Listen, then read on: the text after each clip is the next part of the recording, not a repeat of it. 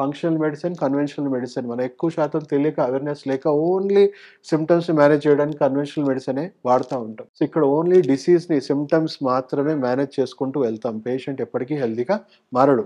ఎమర్జెన్సీలో విషంతోనైనా ప్రాణాన్ని కాపాడడానికి విషప్రయోగం జరగాలి గానీ, ఆరోగ్యం కోసం విషప్రయోగం జరగకూడదు. సో, ఇక్కడ మనం హెల్త్ మీద ఫోకస్ చేస్తాం. పేషెంట్‌లో డైట్, లైఫ్ స్టైల్, బాడీలో ఉన్న ఫంక్షనల్ ఇంబాలెన్సెస్, ఇమ్యూనిటీలో ఉన్న ఇంబాలెన్సెస్, సో, అవన్నీ కరెక్ట్ చేసుకొని టాక్సిసిటీ రెడ్యూస్ చేసి హెల్తీగా మారుస్తాం. దానివల్ల డ్యామేజ్ ఆగిపోతుంది. డిసీజ్ రివర్సల్‌కి హెల్ప్ అవుతుంది. సో, ఇక్కడ holistic approach even allopathy medicine గూడా ఎమర్జెన్సీలో వాడిస్తాం. అన్నిటిని ఇంటిగ్రేట్ చేస్తాం. అన్ని కాంబినేషన్స్‌లో వాడతాం. ఇక్కడ only single point of view, only సింప్టమ్స్‌ని మాత్రమే సప్రెస్ చేయాలి.